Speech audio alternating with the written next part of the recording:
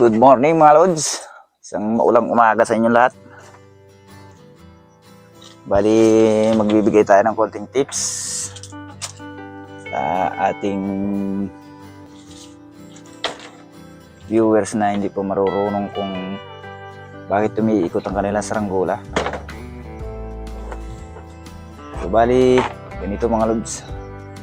Pag umiikot ng inyong saranggola ay lalagyan nyo lang ng pabigat sa ulo. Ganito. O kaya sumba. Mas mainam ang sumba, mas maganda mga lods. So ito, walang sumba pa to. Hindi pa natin ito nagagawa ng sumba. Itong ating di palayok.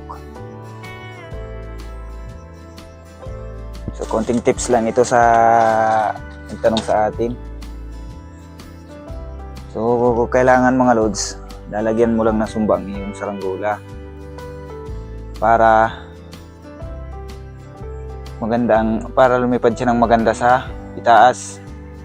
Kasi pag walang pabigat sa ulo at iikot talaga, tapos matigas ang pakpak niya. Kung malambot naman ang pakpak at nabibend siya sa hangin, okay lang mga lods, miski hindi mo na siya lagyan ng sumba. Tapos pag lumilipad naman at halimbawa may sumba na at may kiling, pwede mo rin siyang lagyan dito ng lado. Halimbawa ito ay parisukat mga lods. Yung parisukat natin. Wala pa itong parisukat mga lods. Lalagyan mo siya medyo hahatakin mo siya dito at itatali mo dito. Yun. Ganun lang mga lods kasimple ang paggawa ng saranggolang umiikot. Pabigat lang.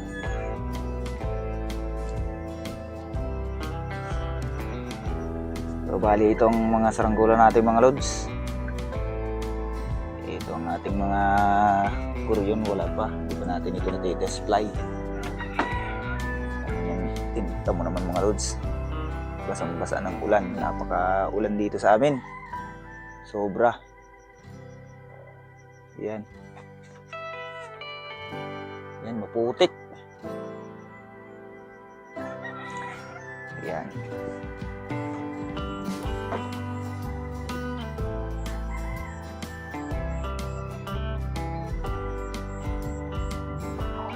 Konting tips lang sa inyong mga lods ng ating ginawang video.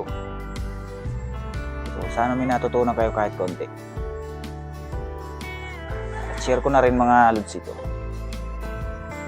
Dagdag tips na rin. Dapat mga lods mayroon kayong lagay sa saranggola ng ganito. Kaya medyo blurred. Yan. Dapat ugaliin ninyo maglagay lagi ng ganito sa saranggola. Dahil pag may ganito, mas malaking bagay ito sa saranggola. Kasi pag walang ganyan, malimit, nag-iinit sa ganitong parisukat, napuputol. Lalo pag malakas ang hangin, napuputol. Pero pag may ganito siya, malaking bagay at hindi rin siya na kukulukot ang tansi ninyo. Miski umikot siya, hindi siya masyadong napipiti ang nylon. Yan. So yun, shoutout nga pala kay Rains Rose Malunis from Dumaraw, Capiz. Yan ang ating mga goryon, mga lods o saranggola. Yan o. Ito siya, mga goryon natin. Bali may display na yan, turutura na yan. Yung Philippine design na yan. Tapos ito Philippine design din to. Yan ang ating di palayok. So, bali pag nagpalipad tayo, ito naman ang ating test fly, ang ating di palayok.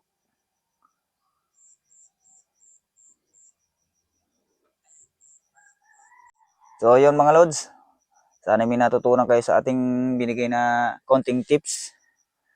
So kung may natutunan man kayo, sana pagbutihin nyo mga lods para gumanda ang lipad ng inyong mga saranggola. So maraming salamat sa inyo mga lods, sa inyong mga suporta sa akin mga video.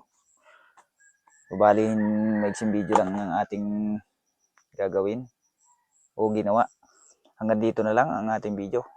Kung nagustuhan nyo ang ating video mga lods, siyempre naman huwag nyo kakalimutan mag-subscribe sa ating channel para ma-updated din kayo sa mga gagawin nating mga saranggola. Hindi lang tayo makagawa pa ngayon ng saranggola. Pero may pinapatuloy na tayong kawayan mga lods. So hanggang dito na lang ating video mga lods. Thank you sa mga sulit na subscriber natin at saka sa mga bagong nag-subscribe sa atin. Shout out sa inyo mga lods. Bye bye mga lods.